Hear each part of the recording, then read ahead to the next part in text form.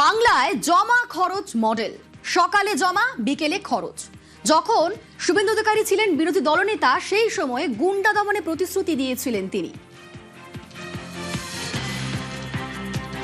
কথা দিয়ে গেলাম, মা বোন প্রচুর মহিলা এসেছিলেন, সন্দেহ হয়েছে অনেকে উঠেও পড়েছেন।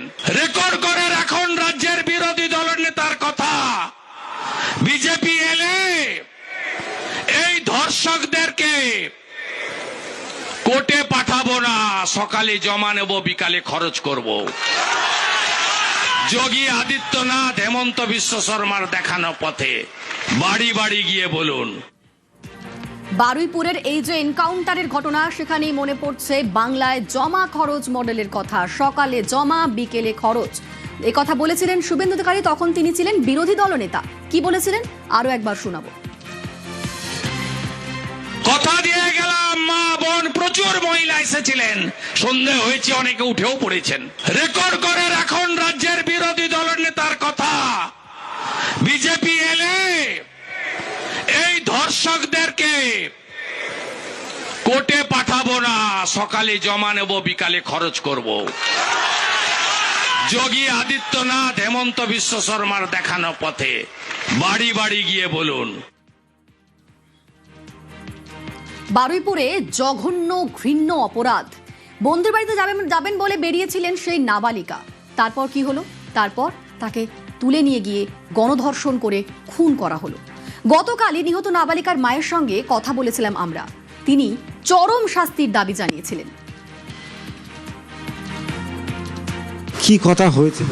সে বলেছে বাইরে যাচ্ছি, বা সেই কোথায় যাচ্ছে কিছু বলে যায়নি। তারপরেক্ষণ খোঁজ হয়েছে, তা খুঁজে পাইনি। তারপর আমরা ডায়েরি করতে গেলাম, ডায়েরি করলে পুলিশ আসেনি। আমরা পাড়া প্রতিবেশ লোকজন নিয়ে খুঁজতে বেরিয়েছিলাম। তারপর আবার ক্যাম্পে পুলিশদের আবেদন করেছিলাম, ওদেরকে নিয়ে গিয়েছিল। সিসি ক্যামেরাতে দেখে সে অপরাধীদের ধরলো। তাদেরকে যেন কঠিনভাবে শাস্তি দেওয়া হয়। আমার মেয়েকে যেরকম শাস্তি দেওয়া মেয়েছে, তাদেরকে ওরকম শাস্তি দিয়ে ফাঁসি ঝুলানো হয়। শুধু ফাঁসি দিলে তারা বেঁচে যাবে, তাদের ওইরকম অত্যাচার করে তবে ফাঁসি দেওয়া উচিত। তবে বাচ্চাদের ধরে ওরকম করতে গেলে বুক কাঁপে যেন। বিচারের আশায় সরকারে আস্থা, আশায় মাটি কাটার নিহত নির্যাতিতার মা। যেরকম আসার আগে সরকারে বলছিলেন দিনে ধরব রাত্রি কাম তমাম, সেরকমই আজ করে দিলেন। সেই জন্য আমিও আশাবাদী হয়েছি। এখন আমার মেয়েও ন্যায় পাবে। মোহাম্মদ আব্বাস আজ পর্যন্ত জেলের ভাত খায়া সুস্থভাবে জেলে থাকতে পাবে না। শুধু 20 সাল সাজাতে হবে। শুভেন্দ্র স্যার, আপনি আমাকে একটু সময় দেন, আমি আপনার কাছে দেখা করতে চাই।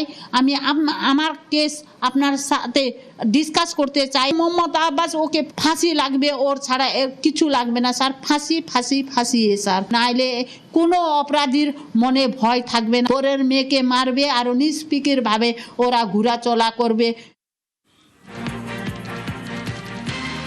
এবার বিচার পাবে কামদুনি। প্রভাসের এনকাউন্টারে আসা মৌসুমী কয়ালের। পুলিশ নিজের আত্মরক্ষার্থে পুলিশ সার্ভিস রিভলভারতে গুলি করেছে, এখানে পুলিশের কোনো দোষ নেই। আমরা চাই যারা এই ঘটনায় দোষী তাদের দৃষ্টান্তমূলক শাস্তি।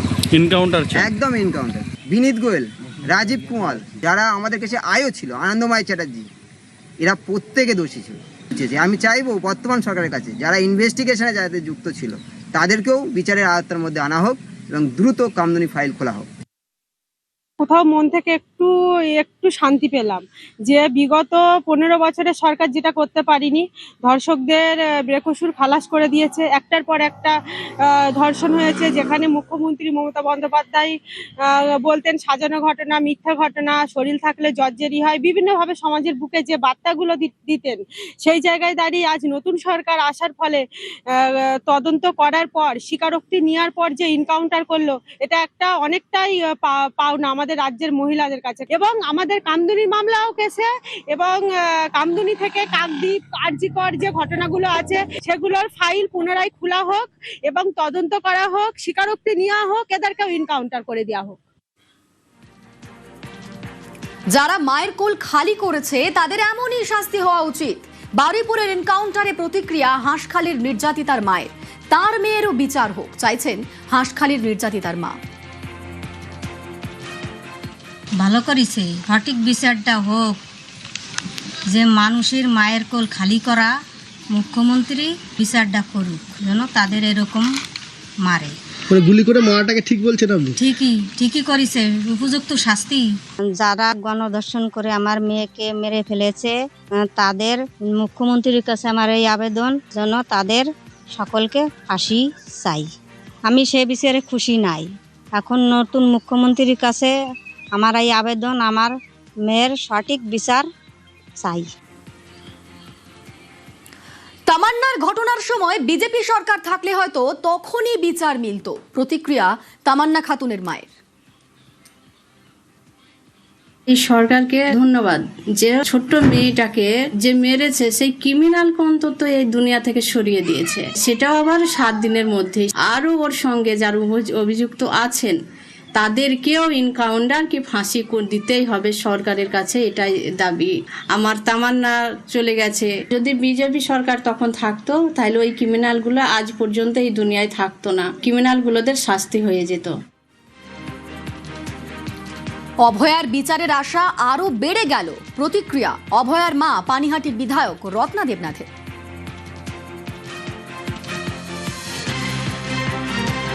অভয়ার মা যিনি পানিহাটির বিধায়ক রত্না দেবনাথ, অভয়ার বিচারের আশা আরো বেড়ে গেল, এমনটাই প্রতিক্রিয়া জানিয়েছেন তিনি।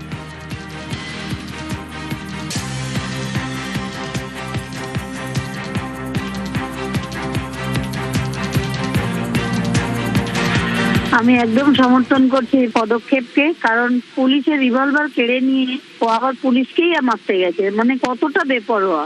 তাকে বাঁচার অধিকার সত্যিই নেই। আর তার মা বলে দিয়েছে যে এরকম ছেলে যার মায়ের কোল খালি করেছে আমি কোনো কিছুই বলবো না, তার যেন চরম শাস্তি হয়। তার মাকেও আমি প্রতিবাদী মা হিসাবে ধন্যবাদ জানাই এবং আমাদের মুখ্যমন্ত্রীকেও ধন্যবাদ জানাই। আর আমার বিচারের আশাটা আরো বেড়ে গেল। মানে বিচার তো আমি পাবোই, কিন্তু খুব তাড়াতাড়ি এটা পাবো, এই ভরসাটা আমি সরকারের উপর রাখছি।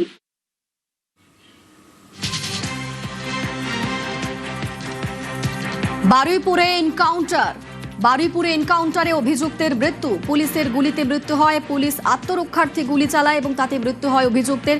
আমরা কথা বলেছিলাম প্রাক্তন পুলিশ আধিকারিক দেবাশিস ধরের সঙ্গে। তিনি কি বলছেন এই পুরো ঘটনায় শোনাবো।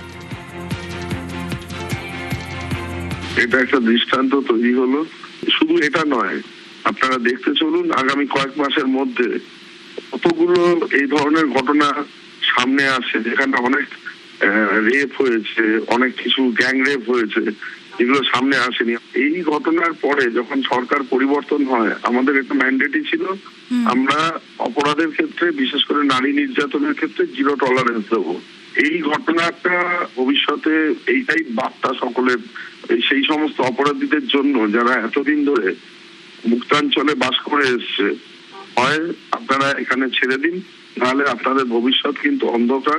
এই পালিয়ে যাওয়ার ঘটনা, ছিনিয়ে নেওয়ার ঘটনা, এগুলো আগে ঘটেছে কিন্তু কোনো অ্যাকশন হয়নি। এবার পুলিশ অতটাই সাহসী হয়েছে, অপরাধীরা এটা স্পষ্ট বার্তা পেয়ে গেল, আগামী দিনে কোনো অপরাধ থেকে কাউকে ছাড়া হবে না।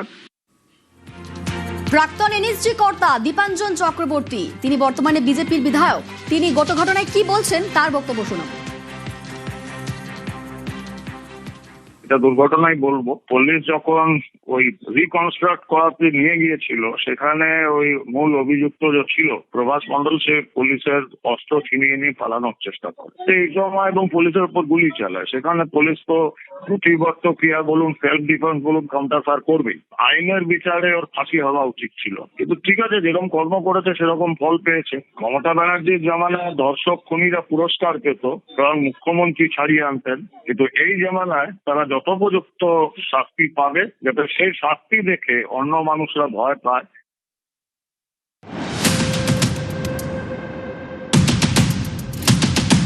যে জায়গাতে এই মুহূর্তে দাঁড়িয়ে রয়েছে, এই ঘটনাস্থলে রিকনস্ট্রাকশনের জন্য এসে পৌঁছয়।